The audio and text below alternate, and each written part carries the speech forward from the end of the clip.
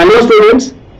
तो आज हम स्टार्ट करते हैं सेमीकंडक्टर का दूसरा पार्ट। फर्स्ट पार्ट के अंदर हमने क्या किया था, हमने पढ़ा था क्या होते हैं सेमीकंडक्टर, कैसे वो डिफरेंट होते हैं कंडक्टर्स और इंसुलेटर्स से, किस तरह से हम सेमीकंडक्टर्स को क्लासिफाई करते हैं as extrinsic and intrinsic semiconductors, और किस तरह से एक्सट्रिंसिक सेमीकंडक्टर्स से हम पी टाइप और एन टाइप सेमीकंडक्टर जो है वो बना लेते हैं। ठीक है, तो ये सब चीजें मैं पहले से ही आपको फर्स्ट पार्ट में करा चुका हूं, और उसको आप देखो, पहले उसको समझो, तभी इस वीडियो को देखने का आपको ज्यादा बेनिफिट मिलेगा।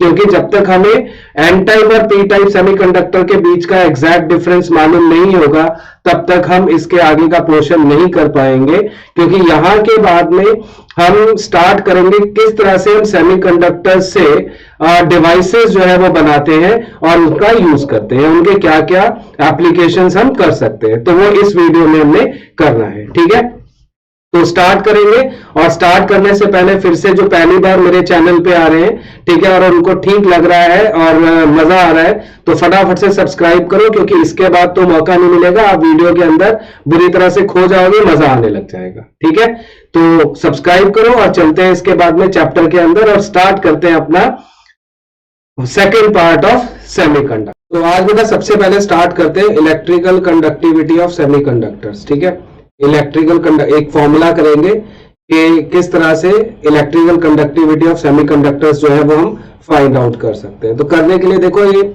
आपके सामने फटाफट से करने के लिए मैंने ये स्लाइड लगाई है। ठीक है, इसको जरा बहुत अच्छे से समझ लेंगे आप। क्या है हमारे पास कि हमने एक सेमीकंडक्टर ब्लॉक लिया है जिसकी लेंथ L है और area of cross section A है। इस तरह से हम मान के चले कि ये एक ब्लॉक है। ठीक है, और इस ब्लॉक की लेंथ हमने L ली है।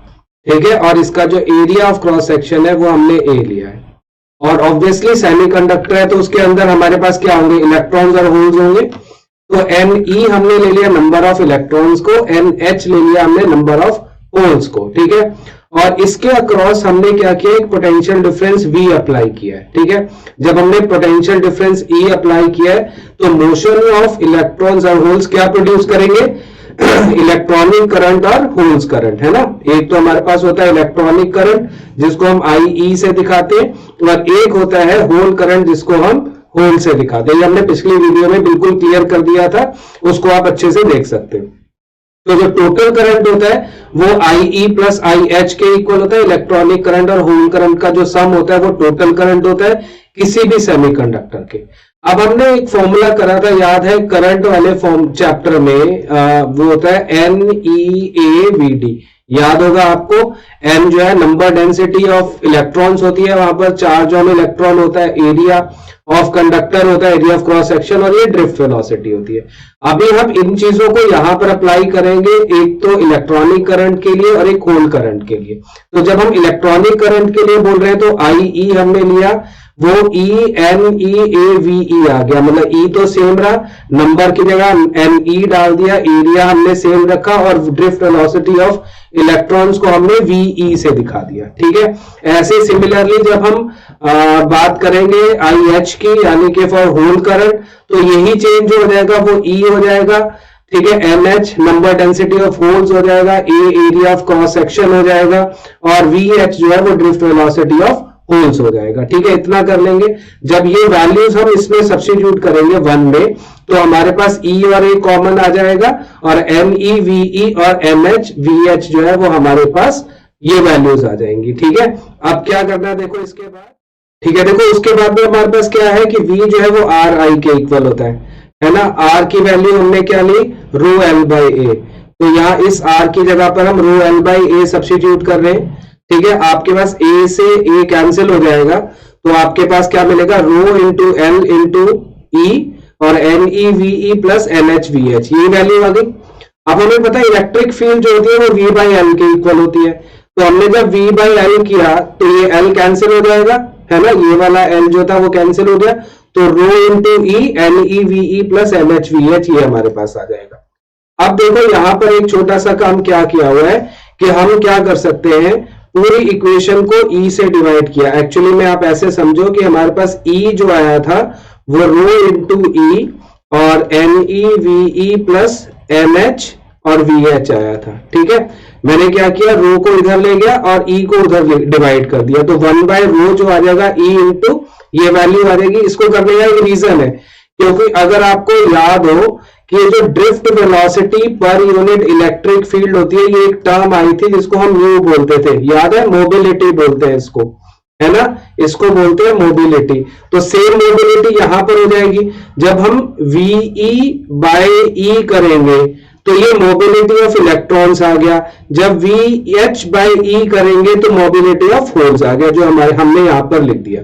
तो ये आपके पास एक फाइनल रिलेशन आ जाती है, ये वाली जो हम याद रखेंगे इलेक्ट्रिकल कंडक्टिविटी ऑफ सेमीकंडक्टर्स के लिए, ठीक है। एक छोटी सी रिलेशन है जो कहीं पर आपके काम आ सकती है। डेरिवेशन आने के चांसेस थोड़े से कम है, लेकिन ये रिलेशन जो है वो आपके काम आ सकती है, इसलिए आपने इसको पढ़ना जरूर है, याद जरूर करना है, ठीक है।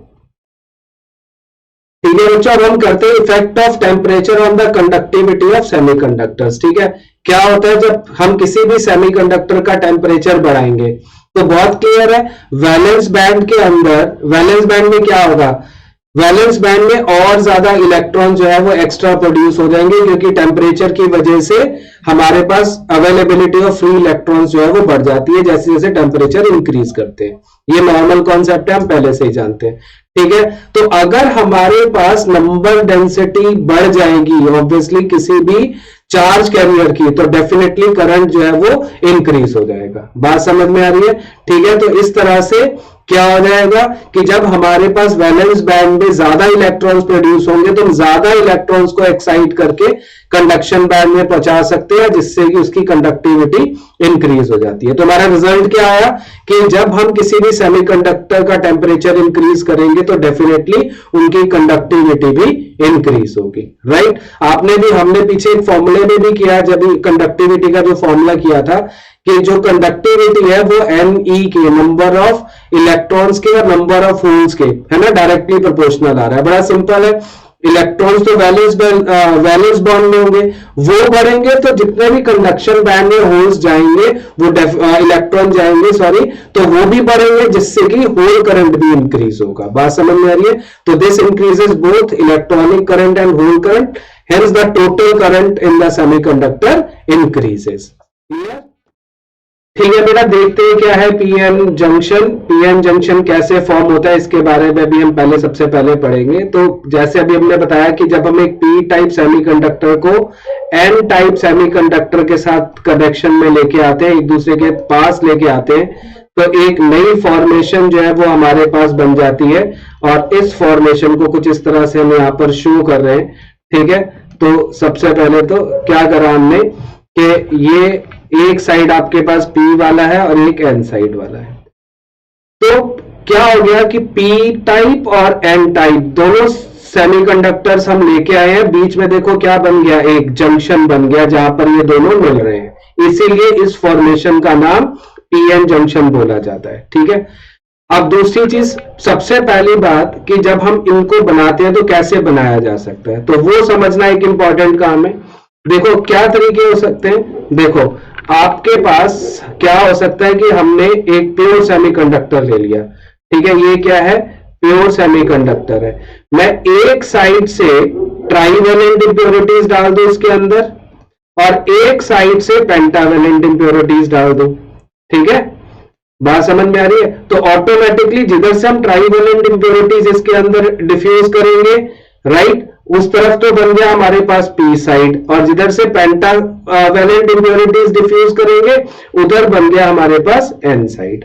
तो इस तरह से एक पर्टिकुलर जो ब्लॉक था सेमीकंडक्टर का, एक वेफर बोल सकते हैं, ठीक है, वो किस पे कन्वर्ट हो गया, एक PN जंक्शन के अंदर कन्वर्ट हो गया। बाकी आगे ये कैसे काम करते हैं सब चीजें बाद में करेंगे। दूसरा हम तरीका ये कर सकते हैं कि हम पहले से ही कोई भी एक ले लें, मान लो हमने ये वाला P टाइप का ही ले लिया, पूरा का पूरा एक, है ना, P टाइप का सेमीकंडक्टर लिया और उसके एक साइड से मैंने N टाइप की इंप्योरिटीज डाल दी। तो एक तरफ P ऑलरेडी था तो दूसरी तरफ N टाइप की इंप्योरिटीज आती नहीं, ठीक है, तो ऑटोमेटिकली वो N टाइप का मतलब पेंटावेलेंट है ना, इंप्योरिटीज आती रही और वो साइड N टाइप में कन्वर्ट हो गया। ऐसे ही हम उल्टा भी कर सकते हैं, हम N टाइप का ले लें और एक साइड से P टाइप की इंप्योरिटीज यानी ट्राइवेलेंट इंप्योरिटीज उसके अंदर डालते रहे। तो ये दो तरीके हैं बेसिकली जिस तरह से हम एक पीएन जंक्शन को फॉर्म कर सकते हैं, ठीक है, तो ये समझना है सबसे पहले। अब आता है जी इसमें सबसे इंपॉर्टेंट चीज कि जब एक पीएन जंक्शन फॉर्म होता है तो उसके अंदर दो तीन बहुत बड़े बड़े काम होते हैं। वो काम अपने आप होते हैं, हम कुछ नहीं करते हैं, वो अपने आप से जब हम एक पीएन जंक्शन फॉर्म करते हैं तो वो उसके अंदर ऑटोमेटिकली होना शुरू हो जाते हैं, ठीक है। वो क्या क्या चीजें हैं उन्हीं से ही आपको एक्चुअली में समझ में आने वाला है कि अब हम आगे क्या करने वाले हैं। देखो समझना, यहां पर क्या करेंगे, यहां पर आपको डिप्लीशन लेयर नाम की एक चीज फॉर्म होगी, उसको समझाएंगे। दूसरा उसमें एक बैरियर पोटेंशियल नाम की एक चीज बन जाएगी जिसको हम समझाएंगे, ठीक है। उसके अंदर कुछ डिफ्यूजन करंट के नाम से कुछ होगा, ठीक है, उसके अंदर कुछ ड्रिफ्ट करंट के नाम से होगा, ठीक है। और इस तरह से जब एक पीएन जंक्शन अपने आप बनता है तो ये कुछ चीजें उसमें अपने आप से होने लग जाती है, जो ही हम जिन चीजों के ऊपर बेस्ड ही हम उनका बाद में यूज कर सकते हैं। तो बहुत अच्छे से समझना है, ठीक है, नहीं तो समझ लो कि बस ये आ गया तो सब कुछ आ गया, समझ लो इसके बाद का।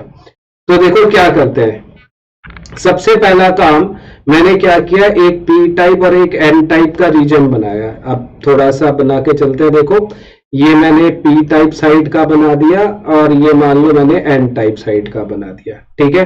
तो क्या हो गया हमारे पास, देखो जो हमारे पास पी साइड है ना, क्या है उसके अंदर, ये मान लो हमारे पास पी साइड है, ठीक है, और ये हमारे पास एन साइड है, ठीक है। पी साइड के अंदर होल्स जो होते हैं वो मेजॉरिटी में होते हैं, जरा समझते रहना फटाफट से बहुत अच्छे से, ठीक है। होल्स जो है वो मेजॉरिटी कैरियर्स है, ये हमने पहले पढ़ा था जब हमने पिछले वीडियो में आपको बताया था, ठीक है। डायग्राम्स बनाने में टाइम लगेगा तो जरा बढ़िया से बनाने पड़ते हैं इसके डायग्राम, तभी समझ में आते हैं। और पी साइड में इलेक्ट्रॉन्स जो होते हैं वो माइनॉरिटी कैरियर्स है, नेगेटिव वाले जो मैंने बना दिए, ये मैंने क्या बना दिए, इलेक्ट्रॉन्स बना दिए, ठीक है, ये माइनॉरिटी कैरियर्स हैं।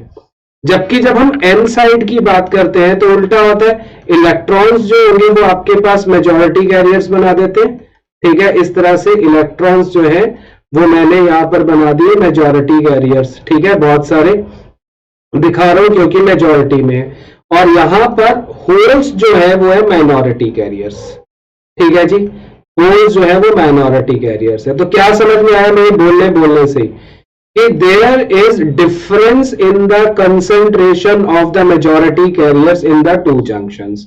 यानी कि क्या काम हो गया कि एक तरफ एन टाइप जो है यानी कि नंबर ऑफ इलेक्ट्रॉन्स ज्यादा है, एक तरफ नंबर ऑफ होल्स ज्यादा है। तो क्या होगा कि मैंने आपको पहले भी बताया था, holes are treated as the seat of positive charge. तो ये जितने भी मेजॉरिटी कैरियर्स हैं ये basically they start crossing the junction, इस तरह से ये जंक्शन को क्रॉस करना शुरू करेंगे दोनों साइड से।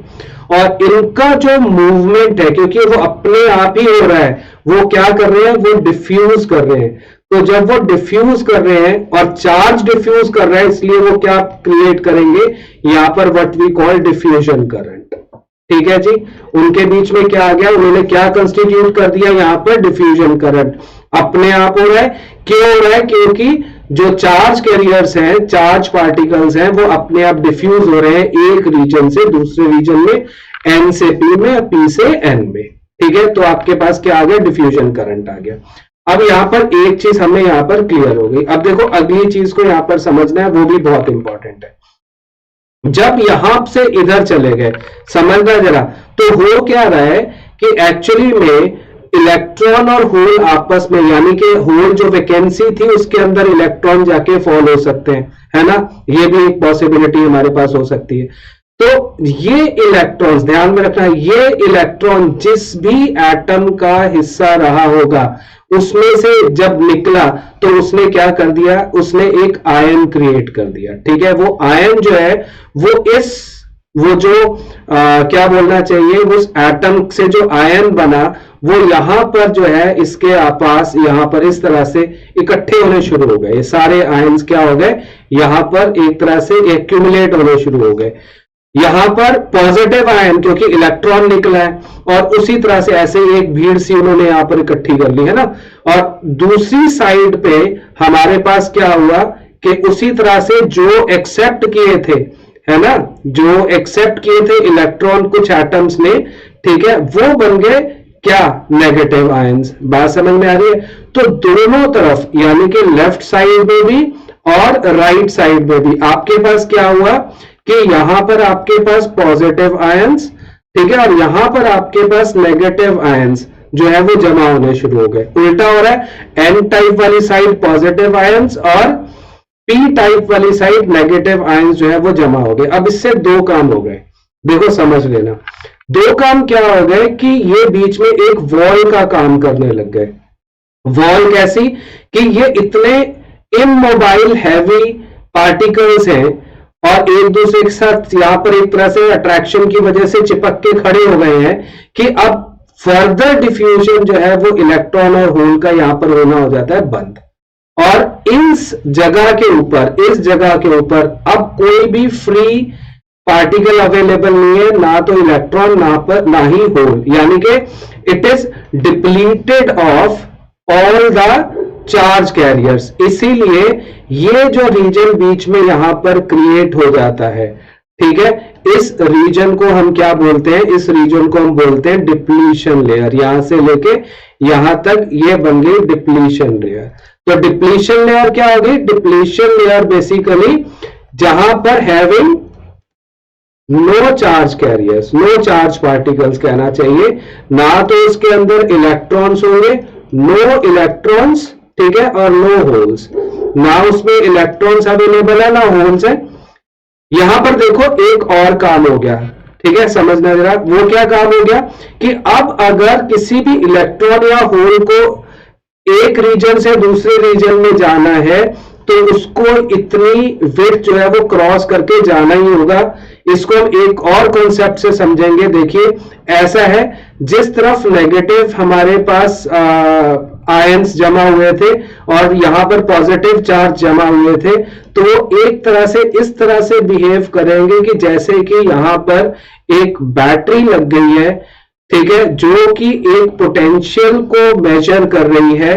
इस पोटेंशियल को बोलते हैं पोटेंशियल बैरियर या बैरियर वोल्टेज, ठीक है, पोटेंशियल बैरियर बोलते हैं या फिर हम क्या बोलते हैं, बैरियर वोल्टेज बोलते हैं। क्यों बैरियर बोला जाता है, क्योंकि उन्होंने बैरियर का काम कर रखा है कि किस तरह से बैरिकेड लग गया है इलेक्ट्रॉन्स और होल्स की मोशन के लिए, एक पोर्शन से दूसरे में जाने के लिए।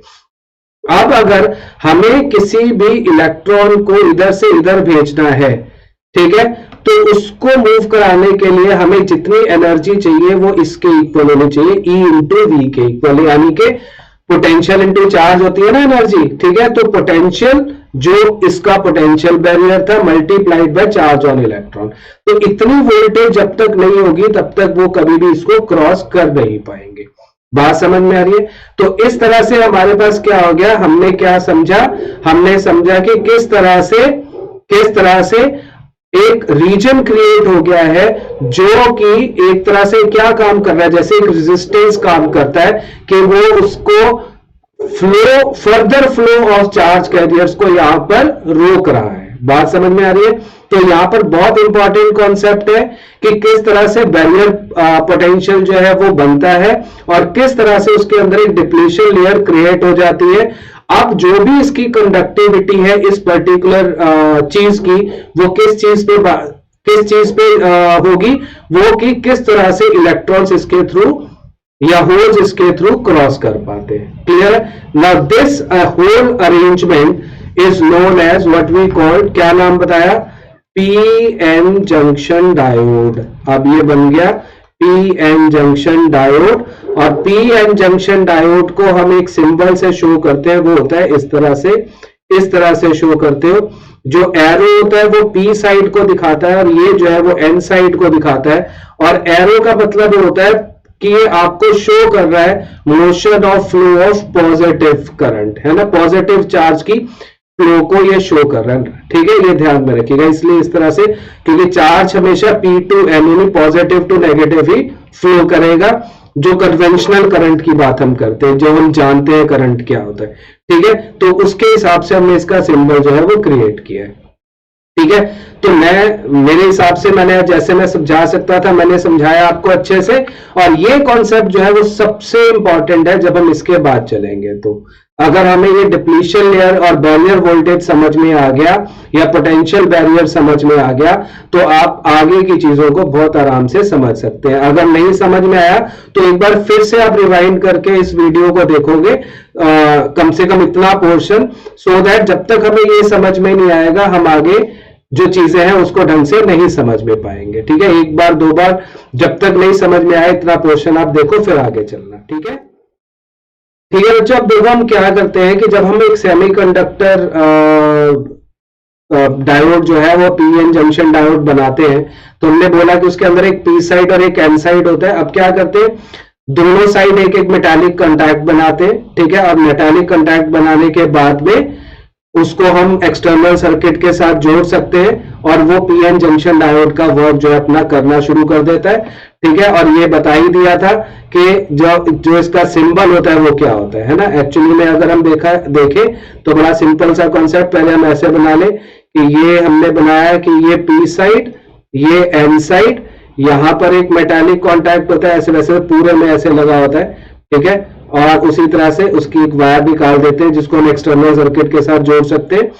और दूसरा, जब हम इसी चीज को हम वैसे सिंबॉलिकली शो करते हैं, तो अभी बताया था, तो हम इस तरह से शो करते हैं, इस तरह से कि ये पी साइड और ये एन साइड को शो करता है। ये हमने थोड़ी देर पहले भी बताया आपको, ठीक है। तो ये दो चीजें जस्ट पूरी चीज को कलेक्ट करने के लिए कि एक पी टाइप को हम सिंबॉलिकली किस तरह से अपने सर्किट डायग्राम्स के अंदर शो करेंगे, ठीक है। ठीक है बच्चों, अब जो नेक्स्ट पढ़ना है उसको बोलते हैं बायसिंग ऑफ डायोड।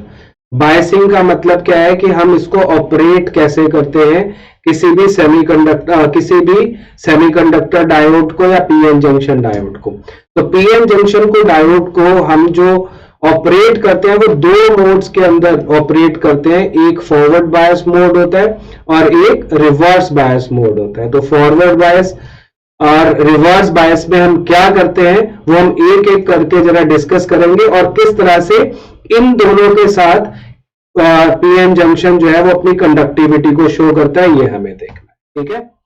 ठीक है बच्चों, स्टार्ट करते हैं। अब क्या फॉरवर्ड बायसिंग, फॉरवर्ड बायसिंग क्या होती है उसको हम डिटेलिंग में समझते हैं कि किस केस में हम ये कहते हैं कि हम पीएन जंक्शन को फॉरवर्ड बायस्ड बोलते हैं, ठीक है। पीएन जंक्शन डायोड को किस तरह से हम फॉरवर्ड बायस्ड मोड में ऑपरेट करते हैं, ठीक है। तो इसको हम सबसे पहले समझते हैं ये क्या होता है। देखो क्या करना है हमें इसके अंदर, सबसे पहले हमें समझना है इसका सर्किट डायग्राम कि एक्चुअली में हो क्या रहा है, और उसके बेसिस पे हमारे पास ये सब क्लियर हो जाएगा। देखो सब क्या कह रहे हैं हम कि हमारे पास ये एक पीएन जंक्शन है, ठीक है। और पीएन जंक्शन का आपको पता है ये वाला पी साइड और ये एन साइड होता है, ये हमने अभी डिस्कस किया था। तो अगर हम पीएन जंक्शन को इस तरह से ऑपरेट करें कि पी साइड को positive terminal of the battery से कनेक्ट कर दें और एन साइड को हम negative side of the battery से कनेक्ट कर दें, ठीक है। तो ये जो हमारे पास कंडीशन बनती है इसको हम बोलते हैं फॉरवर्ड बायसिंग। अब फॉरवर्ड बायसिंग में होता क्या है एक्चुअली में, ठीक है, वो हम एक तरह अभी हम समझेंगे। देखो क्या होता है अगर हम एक पीएन जंक्शन को ड्रॉ करें, हमने एक आध चीज देखो पहले भी समझी थी, पहले इस डायग्राम को भी याद रखते हैं। अगर हम अभी हमने जब समझाया था आपको जब पोटेंशियल बैरियर बना था, ठीक है, तो पोटेंशियल बैरियर में अगर ये वाला हिस्सा जंक्शन शो कर रहा है तो यहां पर ये अगर जो है पोटेंशियल का ग्राफ बना रहे हैं, तो हमने देखा था कि जो पी साइड है और एन साइड है ना, तो पी साइड का जो पोटेंशियल था वो कम था, ठीक है, और एन साइड का जो पोटेंशियल था वो ज्यादा था, जिससे कि क्या मिल रहा था हमें यहाँ पर पोटेंशियल बैरियर मिल रहा था, ठीक है। इतना याद आ गया होगा, ठीक है। तो इसके बीच में हमें क्या मिल रहा था, एक पोटेंशियल बैरियर मिल रहा था। तो अब हमें देखना है कि इस पोटेंशियल बैरियर पे क्या होता है जब हम उसको फॉरवर्ड बायसिंग करते हैं, जब हम पीएन जंक्शन की फॉरवर्ड बायसिंग करते हैं। तो समझना क्या है, देखो आप एक चीज को समझते हैं, पहले इसका एक ब्लॉक डायग्राम भी इस तरह से बनाते हैं कि हमारे पास ये दो साइड्स हमने ये बना दी है, ठीक है, और एक पी साइड बना रहे हैं और एक एन साइड बना रहे हैं इस तरह से करके, ठीक है। और आपने ये भी पढ़ा था कि इसके बीच में क्या होती है, एक पोटेंशियल बैरियर होता है, डिप्लेशन लेयर होती है ना, ये बीच में क्या होती है, डिप्लेशन लेयर होती है। तो इस डिप्लेशन लेयर में क्या होता है, देखो समझना है बस, सब कुछ अच्छी तरह से, सब कुछ क्लियर हो जाएगा अभी। अब क्या काम करा, ये मैंने एक तरह से आपके लिए जो ड्रॉ करी है वो है इस वाले हिस्से को क्या बोलेंगे, इसको मैंने बोल दिया ये ओरिजिनल वाली डिप्लेशन लेयर है, ठीक है। This is original depletion layer, ठीक है। अब हमने क्या किया, हमें पता है ये पी साइड है और ये एन साइड है। पी साइड्स में हमारे पास क्या होते हैं, होल्स होते हैं मेजॉरिटी में, ठीक है जी, होल्स हो गए मेजॉरिटी में, ठीक है, और इधर हो गए इलेक्ट्रॉन्स मेजॉरिटी में, ठीक। ये हमारे पास कॉन्सेप्ट हमें ऑलरेडी पता है। अब हमने करा है इसकी क्या, फॉरवर्ड बायसिंग। फॉरवर्ड बायसिंग का मतलब हमने ये जो पी साइड है उसको पॉजिटिव ऑफ द टर्मिनल से और एन साइड को negative of the terminal of the battery से कनेक्ट कर दिया है, ठीक है। इसी प्रोसेस को हम फॉरवर्ड बायसिंग कहते हैं। तो एक्चुअली में फॉरवर्ड बायसिंग से हो क्या रहा है वो हमें चेक करना है। देखो जब हमने फॉरवर्ड बायसिंग की है तो क्या होगा, ध्यान में रखो, ये पॉजिटिव है ये नेगेटिव है, तो ये वाली साइड पी साइड पॉजिटिव से और एन साइड नेगेटिव से कनेक्ट हो गई है ना। तो ऐसा करने से क्या हुआ, मेजॉरिटी कैरियर्स जो होल्स थे, यहां पर होल्स मेजॉरिटी कैरियर है ना, इस पॉजिटिव की वजह से क्या हुआ, ये होल्स जो है वो जंक्शन की तरफ मूव करने पर लग गए due to the repulsion. Majority carriers है और सेम चार्ज है तो मूव अवे होंगे, तो they are moving towards the junction. Similarly यहां पर जो हमारे पास इलेक्ट्रॉन्स थे है ना, इस नेगेटिव पोटेंशियल की वजह से रिपल्शन हुई और ये मूव करने लग गए किस तरफ, जंक्शन की तरफ। अब हमने जो ये वोल्टेज यहां पर ये V बनाया है, ठीक है, एक हमारे पास ये ओरिजिनल वोल्टेज थी या बैरियर वोल्टेज थी जो इन दोनों के बीच में एग्जिस्ट कर रही थी। अब अगर ये वाला V है ना इस पोटेंशियल बैरियर से ज्यादा हो जाता है तो क्या हो गया कि इसका जो नेट वोल्टेज होगा इसके अक्रॉस है ना, वो कितना आ जाएगा, वो V माइनस VB आ जाएगा, यानी कि एक नेट पोटेंशियल डिफरेंस अप्लाई हो गया है ना, एक नेट पोटेंशियल डिफरेंस एक्ट करने लग गया जो अब इस पोटेंशियल बैरियर को ओवरकम कर रहा है ना। तो ओवरकम करने की वजह से क्या होगा कि ये जो होल्स थे वो इधर से इधर डिफ्यूज होना शुरू हो जाएंगे, इलेक्ट्रॉन्स इधर से इधर डिफ्यूज होना शुरू हो जाएंगे, जिसके कारण क्या काम होगा कि ये जो बैरियर वोल्टेज है ना, बैरियर वोल्टेज है जो इस रीजन में एग्जिस्ट कर रही थी वो तो हो गई हमारी कम, और साथ साथ क्या हुआ, ये जो डिप्लेशन लेयर है, डिप्लेशन लेयर भी हो गई पहले से कम, पहले से पतली। ऐसा क्यों हुआ, क्योंकि अब देखो दो चीजों से समझना है इसने। एक तो बात यह है कि ये जब चलना शुरू हो गए तो क्या हो गया कि बीच में हमारे पास एक उनके लिए पाथवे बन गया मूव होने के लिए। और पाथवे बना कैसे, याद है हमने जब ये किया था तो बताया था कि यहां पर आयंस डिपॉजिट हो जाते हैं ना, आयंस डिपॉजिट हो जाते हैं, पी साइड वाले नेगेटिव और ये वाले पॉजिटिव। अब हालांकि ये बहुत इमोबाइल है ना, बहुत हैवी है, लेकिन ये जो पोटेंशियल हमने अप्लाई किया है ये इसके ऑपोजिट साइड का है। तो दो काम हो गया, एक तो ये हो सकता है कि ये थोड़ा बहुत माइन्यूटली जो है वो शिफ्ट होंगे है ना, या कम से कम ऐसा तो हो जाएंगे कि कुछ गैप क्रिएट कर देंगे जिसके थ्रू ये जो मेजॉरिटी कैरियर्स हैं सीधे जुड़ जाएंगे है ना, ये इस तरह से करके इधर से इधर या इधर से करके इधर से इधर मूव कर पाए, ठीक है। तो दो काम यहां पर क्या क्या हो गए, एक तो हमारे पास पोटेंशियल बैरियर जो है ओवरकम हो गया, दूसरा हमारे पास फ्लो हो गया। फ्लो किस लिए हो गया, क्योंकि बीच में जो डिप्लेशन लेयर था अब उसने अपना साइज जो है वो पहले से क्या कर लिया, छोटा कर लिया, ठीक है, उसने अपना साइज पहले से क्या कर लिया, छोटा कर लिया। तो एक नई डिप्लेशन लेयर बीच में इस तरह से तैयार हुई और इस डिप्लेशन लेयर की विड्थ जो है वो पहले से कम हो गई, यानी कि ये जो हिस्सा है ये एक तरह से क्या बोलना चाहिए, this is reduced depletion layer. बात समझ में आ रही है। तो आपको जब डिप्लीशन लेयर का कॉन्सेप्ट समझाया तो बताया था, तो एक तरह से रेजिस्टेंस का काम कर रहा है, यानी कि आपके डिप्लीशन लेयर कम होने की वजह से रेजिस्टेंस कम हो गया, flow of charges across the junction start हो गया। ठीक है, तो हम ओवरऑल जो फॉरवर्ड बायसिंग को पढ़ते हैं तो ये क्या क्या काम कर रहा है, देखो समझ लेना क्या क्या काम कर रहा है। सबसे पहले तो ये क्या कर रहा है कि ओवरकम करता है पोटेंशियल बैरियर को। ठीक है, पहला काम तो ये हो गया। दूसरा क्या काम कर रहा है, रिड्यूस कर रहा है किसको, डिप्लीशन लेयर को।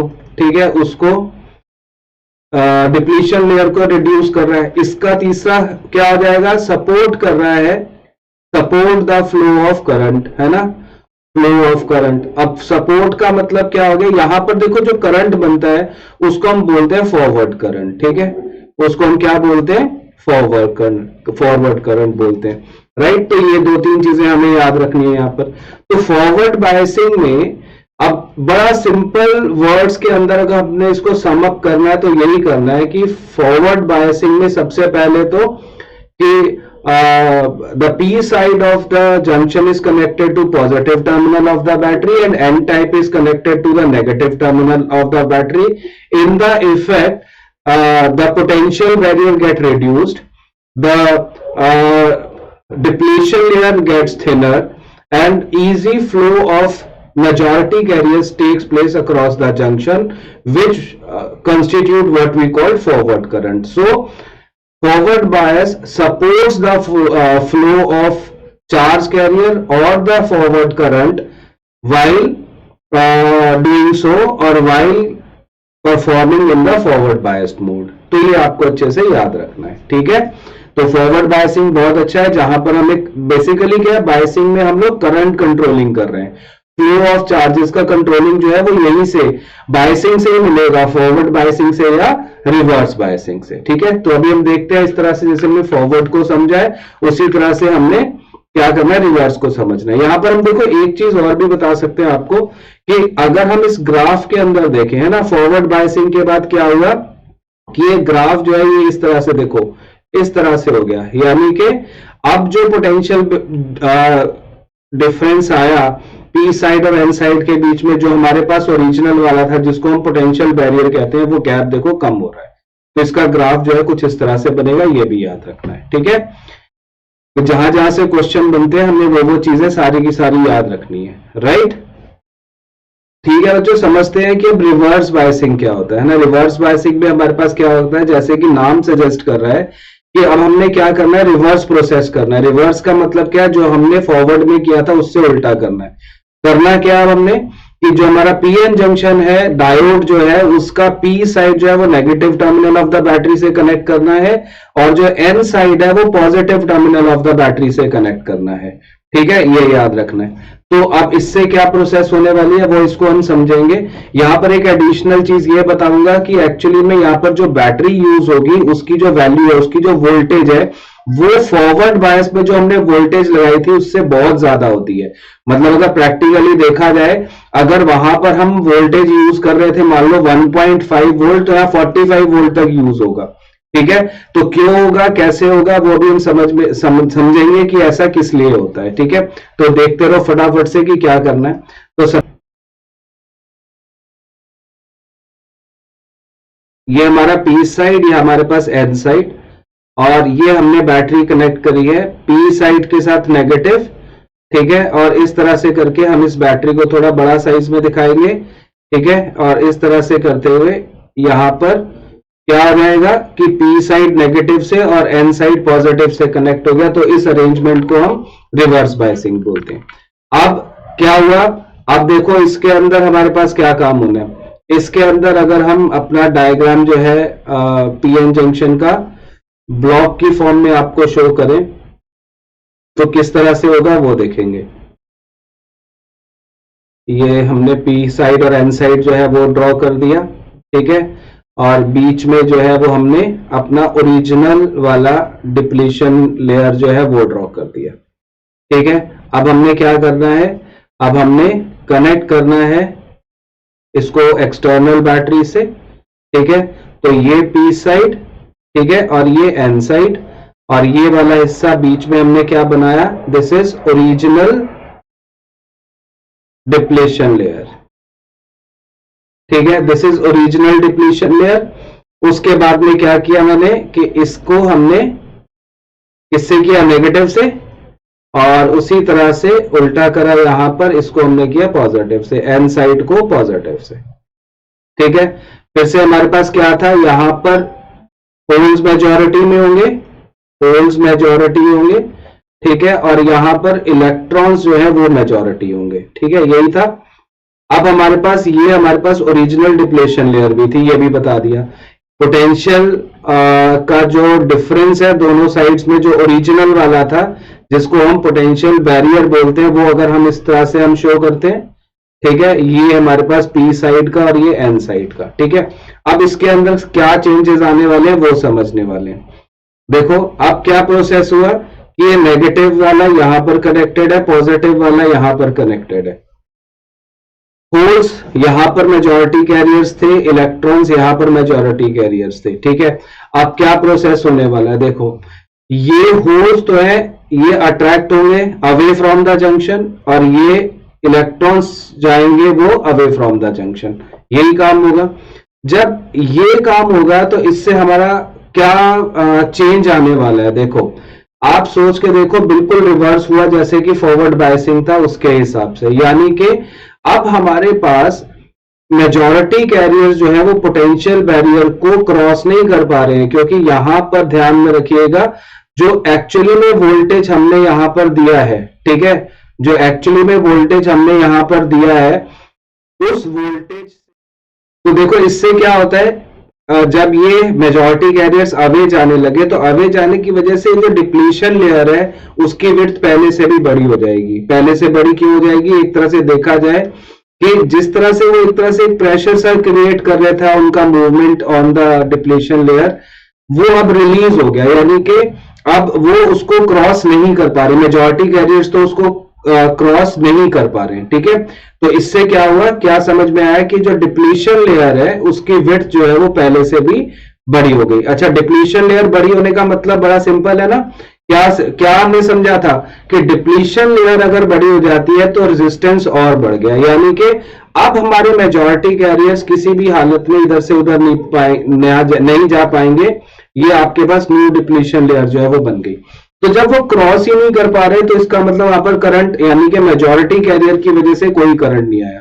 तो अगर आइडियल सिचुएशन बोला जाए कि एक जो रिवर्स बायसिंग वाला केस होता है उसमें एक आइडियल डायोड जो है वो कंडक्ट नहीं करेगा। ठीक है, यही मतलब है। लेकिन क्या हुआ, देखो अब एक छोटा सा डिफरेंस जो है वो यहां पर ये आ जाता है कि इनके अंदर माइनॉरिटी कैरियर्स है ना, माइनॉरिटी कैरियर्स जो कि एन साइड पे क्या है, होल्स है, और पी साइड पे क्या है, वो इलेक्ट्रॉन्स है। तो इतने बड़े पोटेंशियल जो कि उनको रिपेल कर रहा था, उनकी वजह से कुछ जो है वो एक रीजन से दूसरे रीजन में चले जाते हैं, जिससे कि बनता है, जिसको बोलते हैं रिवर्स करंट। ठीक है, रिवर्स करंट जो है वो कंस्टिट्यूट करते हैं, तो जिसकी वैल्यू बहुत कम होती है। अगर हम फॉरवर्ड बायसिंग में ये बोले कि वो कुछ मिली एम्पियर्स के अंदर जो है वो करंट प्रोड्यूस कर सकता है, तो यहां पर ये माइक्रो एम्पियर्स के अंदर करंट प्रोड्यूस कर सकता है, इसकी वैल्यू बहुत कम होती है। ठीक है, तो this is of order of micro ampere, जबकि फॉरवर्ड बायसिंग में हम क्या बोलेंगे, वो कितना होगा, वो मिली एम्पियर्स के लेवल पे होगा। ठीक है, अभी हम इनकी कैरेक्टरिस्टिक्स बनाएंगे, मतलब एक वीआई ग्राफ बनाएंगे, वहां पर इस बात को और क्लियरली भी समझाएंगे। ठीक है, क्लियर होगी बात। तो हमारे पास ध्यान में रखिएगा, यहां पर क्या हुआ कि ये जो गैप था इसके और इसके बीच में, ये और ज्यादा इंक्रीज हो गया, है ना, ये और नीचे हो गया। ठीक है, और ये और ऊपर हो गया, यानी जो पोटेंशियल बैरियर था वो पहले से इंक्रीज हो गया। बात समझ में आ रही है, पोटेंशियल बैरियर इंक्रीज होना, डिप्लीशन लेयर इंक्रीज होना का मतलब रेजिस्टेंस और बढ़ गया, यानी कि फ्लो ऑफ करंट जो है वो पहले से कम हो गया या ना के बराबर हो गया। तो this is the process of reverse biasing. तो रिवर्स बायसिंग के अंदर हमारे पास मेन पॉइंट क्या याद रखना है रिवर्स बायसिंग में, अपार्ट फ्रॉम द डेफिनेशन की जो पी साइड है वो N negative of the terminal से कनेक्टेड है बैटरी के, और जो एन साइड है वो पॉजिटिव से कनेक्टेड है बैटरी के। उसके अलावा हमने क्या किया, क्या समझा, जो बैरियर वोल्टेज है, बैरियर वोल्टेज है ना, वो क्या हो गई, वो इंक्रीज हो गई। और क्या समझा हमारे पास? दूसरी चीज क्या है, जो डिप्लीशन लेयर है ना, डिप्लीशन लेयर क्या हो गई, ये हमारे पास, और बोलो, ये भी बढ़ गई, ये भी इंक्रीज हो गई, और जो करंट है, ठीक है, वो बेसिकली बहुत ही ज्यादा रिड्यूस हो गया, reduced, basically reduce to zero ही हो सकता है। बात समझ में आ रही है? This is by the majority carriers. Minority carrier constitute small amount of current which is called reverse current. Clear होगी बात? So this is all about reverse biasing. तो आपको समझ में आ गया होगा थोड़ी सी चीज कि किस तरह से हम फ्लो जो है वो इलेक्ट्रॉन्स का या होल्स का या मेजॉरिटी कैरियर्स का कंट्रोल करते हैं by forward biasing and reverse biasing, and this was what we call electronics, जहां पर कंट्रोल्ड वे में इलेक्ट्रॉन्स का मोशन किया जाता है for the conductivity, for the required result. Clear होगी बात?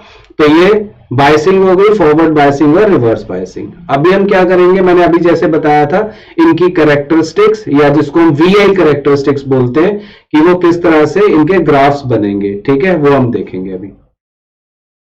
ऑलराइट, देखते हैं अब VI characteristics of PN junction diode. इसमें दो तरह की कैरेक्टरिस्टिक्स होती हैं, एक फॉरवर्ड कैरेक्टरिस्टिक और एक रिवर्स कैरेक्टरिस्टिक, ठीक है। फॉरवर्ड बायसिंग में फॉरवर्ड कैरेक्टरिस्टिक और रिवर्स बायसिंग में रिवर्स कैरेक्टरिस्टिक्स, दोनों ही वीआई ग्राफ्स हैं, यानी वोल्टेज और करंट का ग्राफ है, ठीक है, जो हमें यहां पर बनाना है। कैसे? पहले एक सर्किट डायग्राम बनाएंगे, फिर उसके अंदर क्या क्या हमें करना है वो आपको डायग्राम से समझाएंगे, ठीक है। तो क्या करते हैं, देखो फॉरवर्ड कैरेक्टरिस्टिक के लिए एक सर्किट डायग्राम बनाएंगे पहले, कि हमने ये पीएन जंक्शन लिया इस तरह से, ठीक है, पी साइड और एन साइड है ना, और इसके अक्रॉस हमने कितनी वोल्टेज देनी है उसके लिए हमने एक यहाँ पर वोल्ट मीटर इसके पैरेलल लगा रखा है, ठीक है, और उसके बाद में इसमें से कितना करंट आएगा उसके लिए एक क्या कर रखा है, एक मिली एम्पियर मीटर यहां पर कनेक्ट कर रखा है, ठीक है। हमने क्या करा, एक रियोस्टैट की हेल्प से, ठीक है, एक रियोस्टैट की हेल्प से बैटरी के साथ इसको कनेक्ट किया हुआ है। रियोस्टैट की हम वोल्टेज को वेरी कर सके इसलिए, और इस तरह से ही करना है कि पी साइड जो है वो positive terminal of the battery से कनेक्ट है और एन साइड जो है वो negative terminal of the battery से कनेक्ट हो। तो सिंपल सा डायग्राम है, अगर याद नहीं करना होता, हमें देखना होता हमें क्या क्या फाइंड आउट करना है, क्या उसके हिसाब से डायग्राम ऑटोमेटिकली जनरेट हो जाते हैं, कोई दिक्कत नहीं है, ठीक है। सर्किट डायग्राम में कि मुझे एक वोल्ट मीटर है पैरेलल में ही लगेगा, ठीक है, एक ये अमीटर है सीरीज में ही लगेगा, ये वोल्टेज जो अप्लाई की है वो है, उसको हमें वेरी कराना है, इसलिए एक रियोस्टैट की जरूरत होती है, ठीक है। तो ये हमारे पास ये एक डायग्राम जो है वो क्रिएट हो जाता है। अब उसके बाद में क्या करना है, देखो बड़ा सिंपल है। हमने क्या, सबसे पहले अगर हम इसका सर्किट ग्राफ देखें तो ग्राफ देखो इस तरह से आएगा, और उस ग्राफ को फिर समझेंगे कि क्यों वैसा ग्राफ जो है वो हमारे पास बनता है। हमने क्या किया, धीरे धीरे इस वोल्टेज को बढ़ाना शुरू किया जीरो से, ठीक है। यहां पर हमारे पास क्या आ रहा है, इस साइड आ रहा है हमारे पास फॉरवर्ड करंट, ठीक है, फॉरवर्ड करंट, ठीक है, और इधर है हमारे पास क्या, फॉरवर्ड बायस्ड वोल्टेज जो हम दे रहे हैं बायसिंग के लिए, जो हम वोल्टेज दे रहे हैं।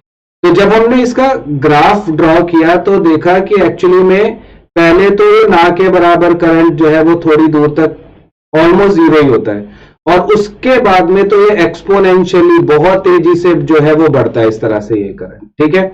तो ये जो वैल्यू होती है ना, इसको हम बोल सकते हैं एक तरह से कट इन वोल्टेज, या फिर हम बोल सकते हैं इसको थ्रेशोल्ड वोल्टेज। थ्रेशोल्ड का मतलब पता ही है, जहां पर कोई भी बैरियर जो है वो ब्रेक हो जाता है, जैसे आपने थ्रेशोल्ड फ्रीक्वेंसी सुना है ना, या वो हमने किया था। तो थ्रेशोल्ड वोल्टेज जो है, ठीक है, उसी तरह से वो वोल्टेज है जिसके बाद में करंट जो है वो रैपिडली या फिर एक्सपोनेंशियली इंक्रीज करता है। तो बेसिकली ये वो वोल्टेज हो गया जहां पर बैरियर वोल्टेज कंप्लीटली ओवरकम हो गई और easy flow of majority carrier जो है वो होने लगा from one side to the other, यानी कि from P to N and N to P. ठीक है, तो फॉरवर्ड कैरेक्टरिस्टिक बहुत क्लियर है, ग्राफ में कोई ऐसी दिक्कत नहीं होती है, बड़े आराम से समझ में आ जाते हैं। तो ये हमारे पास क्या होते हैं, फॉरवर्ड कैरेक्टरिस्टिक, जहां पर हम फॉरवर्ड बायस वोल्टेज का ग्राफ बनाते हैं फॉरवर्ड करंट के साथ। ठीक है, देखो इसके बाद देखेंगे क्या, इसके बाद में रिवर्स कैरेक्टरिस्टिक देखेंगे। तो रिवर्स कैरेक्टरिस्टिक में रिवर्स होना सब कुछ, जैसे पहले बताया था। ग्राफ किसका बनेगा, रिवर्स बायस वोल्टेज का, किसके साथ बनेगा, रिवर्स करंट के साथ बनेगा। ठीक है, पहले इसका सर्किट डायग्राम बनाते हैं। देखो कैसा सर्किट डायग्राम बनेगा वो देख लेते हैं। तो सर्किट डायग्राम में क्या चेंजेस आने हैं वो समझ लेंगे। यहां पर ये आपके पास आया पीएन जंक्शन डायोड, इसके हमने क्या किया, वोल्ट मीटर इसके पैरेलल में, इतना प्रोसेस तो सेम है, ये दोनों तो है ना। और यहां पर लेकिन अब जो लगेगा वो क्या लगेगा, माइक्रो एम्पियर मीटर लगेगा, यानी कि हमें करंट माइक्रो एम्पियर्स में कनेक्ट करना है। अब हमारे पास जो एन साइड है वो पॉजिटिव से आना है, रियोस्टेट हमेशा पॉजिटिव साइड से कनेक्ट करना है, ध्यान में रखिएगा। ठीक है, तो हमने क्या किया, ये हमने रियोस्टेट बनाया RH। ठीक है, और बैटरी किस तरह से बनेगी, बैटरी किस तरह से बनेगी कि एन साइड पॉजिटिव से कनेक्ट होना चाहिए, है ना, यही करा है। और ये इस तरह से करते हुए हमने ये अपना सर्किट डायग्राम जो है वो फाइनली कंप्लीट किया। ठीक है, ये इसका सर्किट डायग्राम बन गया। अब हम बात करेंगे क्या, इसके ग्राफ के बारे में बात करेंगे। ठीक है, तो ग्राफ देखो इसका क्या बनेगा, पहली चीज तो ये समझना क्या है कि नेगेटिव है, यानी कि हमें ऐसे क्वाड्रेंट में जाना है जहां पर दोनों चीजें नेगेटिव आएंगी, है ना। क्या क्या दोनों चीजें, क्या होता है इधर, यहां पर तो हमारे पास रिवर्स बायस करंट आएगा, या रिवर्स करंट बोलते हैं बेसिकली। ठीक है, और यहां पर रिवर्स बायस वोल्टेज आएगी, यही दो चीजें हैं। ठीक है, इधर वोल्टेज और इधर करंट। ठीक है, इसको हम रिवर्स करंट बोलेंगे बेसिकली, तो रिवर्स करंट। ठीक है, अब हमने क्या ऑब्जर्व किया यहां पर कि एक्चुअली में जब हमारे पास रिवर्स बायस वोल्टेज जो है उसकी वैल्यू बहुत कम है, तो ये जो यहां से आपके पास ग्राफ बनता है वो कुछ देर तक तो बहुत लो स्लोप के साथ एक लीनियर सा ग्राफ बनता है इस तरह से। ठीक है, बहुत लो स्लोप के साथ, और उसके बाद में ये ग्राफ जो है ना बिल्कुल रैपिडली का मतलब क्या होता है कि बिल्कुल ही इस तरह से, यानी कि बहुत तेजी से इंक्रीज करता है, उसकी वैल्यू बहुत तेजी से इंक्रीज करती है। ठीक है, आप ध्यान रखो, ये जो वोल्टेज है ना, ये जो वोल्टेज है जहां पर ऐसा होता है ना, इसको हम क्या बोलते हैं, इसको हम कट ऑफ वोल्टेज बोलते हैं। ठीक है, इसका एक और नाम क्या होता है, इसको हम रिवर्स ब्रेकडाउन वोल्टेज बोलते हैं, रिवर्स ब्रेकडाउन वोल्टेज।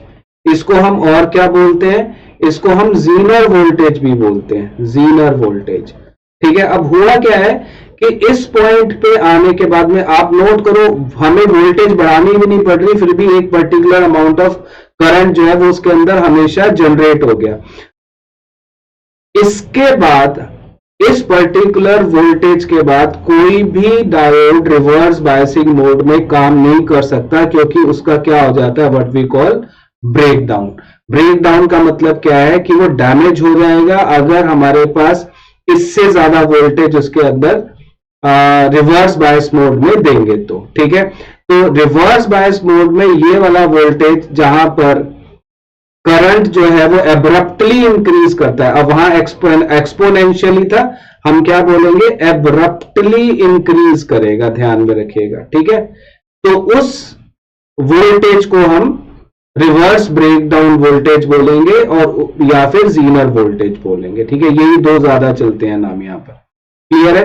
तो no diode can work efficiently in the voltage greater than Zener diode, समझ में आई बात। लेकिन हमारे पास कुछ स्पेशली डिजाइंड डायोड्स होते हैं जो हम यहां पर इस रीजन में भी ऑपरेट करते हैं और उनका हम यूज भी करते हैं। ठीक है, उनको जीनर डायोड के नाम से जाना जाता है। ठीक है, ये ध्यान में रखना है। तो ये हमारे पास रिवर्स कैरेक्टरिस्टिक हो गई। अब एक चीज जो मुझे यहां पर डिस्कस करनी है, आप नोट कर रहे हो कि चाहे वो रिवर्स बायस ग्राफ था, चाहे वो फॉरवर्ड बायस वाला ग्राफ था, जिसको हमने VI कैरेक्टरिस्टिक्स बोली फॉरवर्ड बायसिंग में और रिवर्स बायसिंग में, दोनों के अंदर वी आई ग्राफ जो है वो स्ट्रेट लाइन नहीं है। ये अंडरलाइन रखने वाली बात है कि वी आई ग्राफ जो है, ठीक है, वो नॉन लीनियर है। नॉन लीनियर ग्राफ अगर आपके पास होता है तो ऐसे कंडक्टर्स को हम नॉन ओहमिक कंडक्टर्स बोलते हैं। क्या बोलते हैं? Non ohmic conductor. ठीक है जी। तो इसका मतलब जो सेमीकंडक्टर डायोड्स हैं वो कैसे कंडक्टर हो गए? वो नॉन ओहमिक कंडक्टर है। एक चीज याद होगा आपको कि नॉन ओहमिक कंडक्टर का मतलब ये नहीं है कि वो ओम्स लॉ को पूरी तरह से डिसओबे करते हैं, मतलब उसमें V by I is equal to R तो हमेशा वैलिड होता है, बट उनका ग्राफ जो होता है वो हम जो है वो लीनियर नहीं आता है। ऐसे कंडक्टर्स को हम नॉन ओहमिक कंडक्टर्स बोलते हैं, ये याद रखना है। ठीक है, क्लियर होगी बात? तो इस तरह से हमने ये फॉरवर्ड कैरेक्टरिस्टिक्स और रिवर्स कैरेक्टरिस्टिक करें। कैरेक्टरिस्टिक्स का मतलब फिर से याद करना है कि वो VI कैरेक्टरिस्टिक्स है, वोल्टेज और करंट का ग्राफ है। फॉरवर्ड के केस में फॉरवर्ड करंट और फॉरवर्ड वोल्टेज के बीच में, रिवर्स के लिए रिवर्स करंट और रिवर्स वोल्टेज के बीच में। ठीक है, और उसके अंदर कट इन वोल्टेज याद रखनी है, थ्रेशोल्ड वोल्टेज याद रखनी है। रिवर्स के अंदर हमें जीरो वोल्टेज या रिवर्स ब्रेकडाउन वोल्टेज याद रखनी है। ठीक है, बस ये दोनों चीजें याद रखनी है और दोनों ही ग्राफ जो है वो नॉन लीनियर आते हैं हमारे पास। क्लियर? अब देखो, जो हमारे पास कैरेक्टरिस्टिक ग्राफ थे, ये कैरेक्टरिस्टिक ग्राफ थे, वहां पर हम एक छोटी सी कैलकुलेशन कर लेते हैं। ठीक है, जो एग्जाम में 1 मार्कर क्वेश्चन में भी आ जाती है, जिसको हम डायनामिक रेजिस्टेंस बोलते हैं। ठीक है, अब डायनामिक रेजिस्टेंस क्या है आपको अभी मैं समझा रहा था, देखो थोड़ी देर पहले पिछले टॉपिक में, कि एक्चुअली में कि नॉन ओहमिक कंडक्टर तो है, नॉन ओहमिक तो है, लेकिन उसके अंदर भी ये याद रखना है कि V is equal to I R जो होता है वो वैलिड होता है, लेकिन जो ग्राफ होता है वो नॉन लीनियर होता है। VI ग्राफ बोलना चाहिए, वो नॉन लीनियर होता है। ये दोनों चीजें याद रखनी है। तो अगर ये चीज वैलिड है तो हम क्या कर सकते हैं, हम यहां से रेजिस्टेंस तो निकाल ही सकते हैं। ठीक है, तो ग्राफ के अंदर से जब हम ये वैल्यू कैलकुलेट करते हैं उसको हम डायनामिक रेजिस्टेंस RD के नाम से जानते हैं, जो कि change in voltage upon change in current के इक्वल है। जैसे सपोज करो हमारे पास ये एक तरह से ऐसे करके फॉरवर्ड बायसिंग वाला ग्राफ मान लो आया था। ठीक है, तो हम क्या करेंगे, यहां पर हमारे पास क्या था, हमारे पास यहां पर करंट था, फॉरवर्ड करंट। ठीक है, और यहां पर हमारे पास फॉरवर्ड वोल्टेज थी। ठीक है, अब हम क्या करें, अगर यहां पर एक छोटा सा ये स्लोप कैलकुलेट कर लें, यानी ये डेल्टा V की वैल्यू और ये डेल्टा I की वैल्यू और वो डेल्टा V की वैल्यू। ठीक है, तो जब हम इनका रेशियो कैलकुलेट कर लेंगे delta V by delta I, तो ये ऑटोमेटिकली हम कैलकुलेट कर लेंगे उसका डायनामिक रेजिस्टेंस। क्लियर होगी बात? ठीक है, तो सब कॉन्सेप्ट सेम है। जो चीज हमें यहां पर डिफरेंस आ रही है करंट इलेक्ट्रिसिटी से और यहां पर, वो क्या है, वो बड़ा सिंपल है कि यहां पर हमारे पास, बोलो, यहां पर हमारे पास ग्राफ नॉन लीनियर है, अदरवाइज ये फॉर्मूला ओम्स लॉ का यहां पर इक्वली वैलिड होता है। ठीक है, क्लियर होगी बात?